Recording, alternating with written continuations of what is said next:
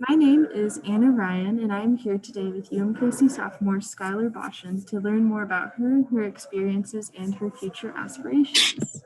So, welcome, Skyler. Hi.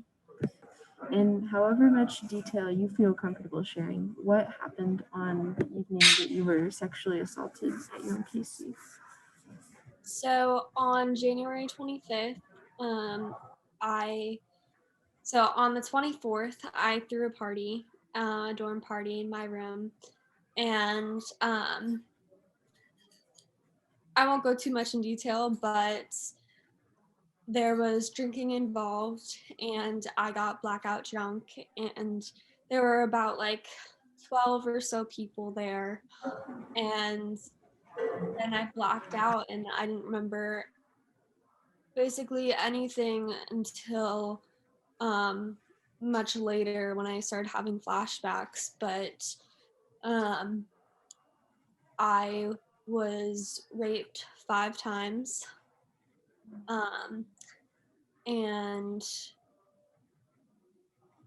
it was horrible. And there were people that were in the room when it happened, and there were people who left because they felt uncomfortable. um, which is really upsetting because I was being raped and I needed someone's help, but people weren't willing to help me or um, sober enough to comprehend what was actually happening. And that led to my rape over the course of over 5 hours into the next day. And then I woke up that morning on the 25th and tried to get him to leave my room and then went to work because I had no idea what I was supposed to do in that situation. And I also didn't really remember anything and just kind of wanted to forget about it. So I waited a few days until I got a rape kit and went to the Violence Prevention Center, where then they told me about the Title IX office and then went there. But I didn't get into the Title IX office for an actual meeting until 2 weeks after my rape. There just honestly isn't enough awareness on what you're supposed to do in those situations. Like, we have to take the course. I mean, everyone at UMKC has to take that course on Title IX. Um, but the majority of people that take it, even me, I just answered the questions and got it done as fast as I could and forgot all the information. And then there was not a lot of information posted, and I didn't know where to go because I wasn't familiar with the campus. I was a freshman. Um, and so that just led to me having to navigate the entire system by myself and just fight for me while I was being harassed by the entire dorm and being called names and people following me to my room because they heard I was easy. Just a bunch of horrible circumstances. And I felt very alone and very unprotected. And I didn't know that we could get police escorts, and I wasn't aware where the Title IX office was. I had to go there alone. I didn't have anyone at UMKC in the administration or staff to walk me through the process or walk me to the counseling office. It didn't feel like there was any protection, and I felt like I was going through it so utterly alone. And that is honestly the worst part because you're already being victim blamed and harassed. But on top of that, you have to figure out how to protect yourself. And there's no one to really protect you fully, which is why I've been advocating for having um, advocates for survivors of rape and sexual assault on the UMKC campus.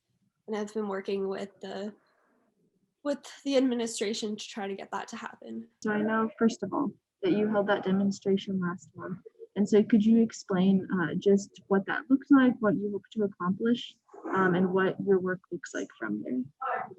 Yeah, so I held a demonstration for me personally. Honestly, that was the main reason, because I wanted to take back um, the place where I was assaulted. Like, I felt scared to go there. I still feel scared to go there. And I wanted on the 1 year anniversary to go there and be like, I'm not scared anymore. This is a place I have the right to be at, and I'm going to use my voice. And so that's just what I wanted to do for myself. But then I also wanted to raise awareness and get other people to understand and hear my story and try to make a change as well. And that demonstration, the original idea was from my friend Daisy Coleman, um, who was like one of my biggest supports after my rape. And she was on the Netflix documentary Audrey and Daisy. And I met her through social media and became friends with her. And then she ended her life in August, but before she ended her life, it was her idea to have that demonstration at UMKC on the 1 year anniversary of my rape. And she was outraged when I told her about what had happened to me, because she had just spoken at UMKC a few years prior, and she really thought that she had made a difference. And then to hear that it happened to someone again and there was victim blaming involved, she was furious and wanted to do something and wanted to do it with me. And so I felt like it was also carrying on her legacy, her work, and trying to better this world.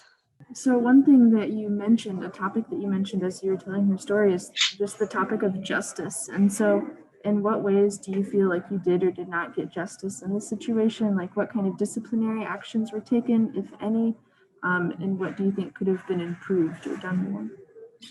Yeah, so I went to the Title IX office, and the investigation took a very long time, which any investigation does. I've been through the police before with a different case, and that took over a year. So I knew that these things take time.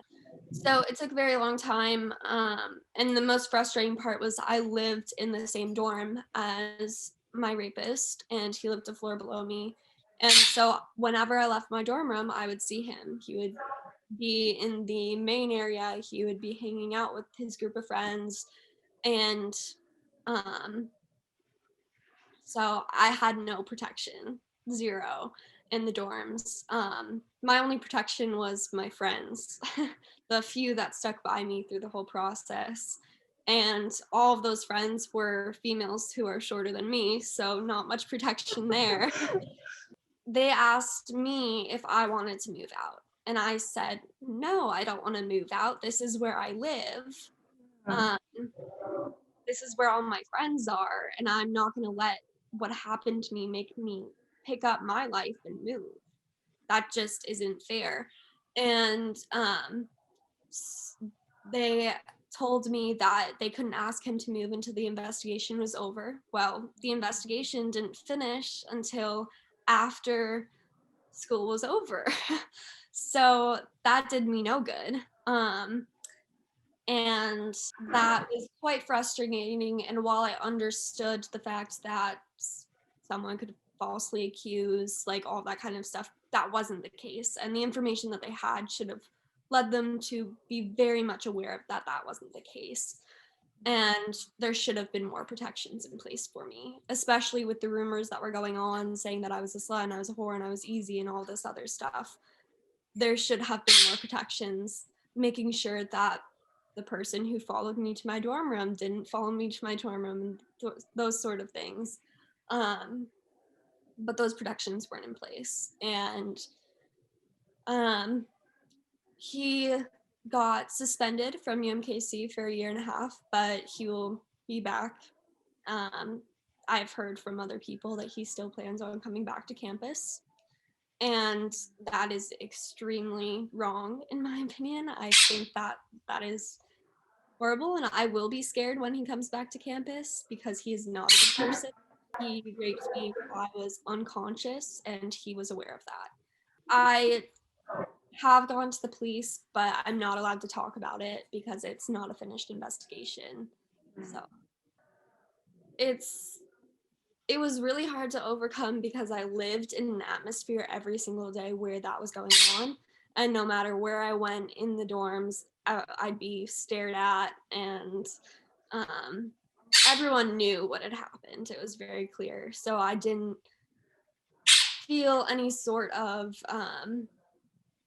like really strength or power. I just felt small the whole time I lived there. And then when COVID happened, kicked me out of the dorms, I was honestly happy. Because then I didn't have to live in that atmosphere anymore. And I also wasn't just saying, oh, I'll move out because this guy raped me. Like, it wasn't like a defeat. It was like, I have to actually leave.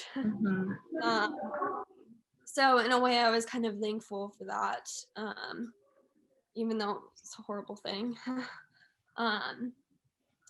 But once I moved back home, I was able to gain that strength back and get some help and feel more supported and safe finally. Yeah. And that was really important in my healing process, for sure. So another thing that I've noticed is that there's kind of two like dichotomies in the social aspect, because you had people that were standing by watching as you were assaulted, and then you also had just a select few like friends like Daisy and some other friends on campus that actually supported you and stood by you. And so for those of us that like maybe are in a context where somebody is getting assaulted, or there's a potential for that, or we're helping a friend recover in the aftermath of that, like what are some things that you would recommend that we do, either like measures that we take or just ways that we can be there and support them effectively? Well, I had drank with the friends that I was drinking with multiple times. They were all very aware that I was drunk and not able to consent. When you're drinking, you're not able to consent to any sexual activity. So if you have a friend who's at a party who's drinking and you see them go into a room with a guy or with a girl or whoever, then walk in that room and tell them that it's not consensual because neither of them are sober or only one of them is sober. I mean, if just one person had looked at me and said, hey, you're not okay, let's go, like, then that never would have happened. And that's the sad part, because there's so many easy things that people could have done to make sure that that didn't happen, but no one made those decisions or were sober enough to really think about what was going on. So just making sure to watch out for your friends and to be aware of what's going on. It's just the most important thing. Like, since that party, I haven't been to a party since. I don't feel comfortable in that environment. I don't feel protected because those were people that I thought were friends and clearly weren't there to help me. And another thing that I wanted to touch on is I'm actually going to be the president of the student organization RAVE, Roos Against Violence Everywhere. It's mainly going to be about creating a community of people that feel safe to share their stories, or to just be a support to people who want to share their stories, and then also create events and have fundraisers to raise money for different nonprofits that help to prevent sexual assault and rape, and then creating accessories and things of that sort to either hang around campus or have people wear to create more awareness. And that's just really the goal, is to create awareness so that this doesn't happen on our campus anymore. And I just want them to know that what they went through or if they've been through an assault or anything like that. It wasn't their fault and they can overcome it.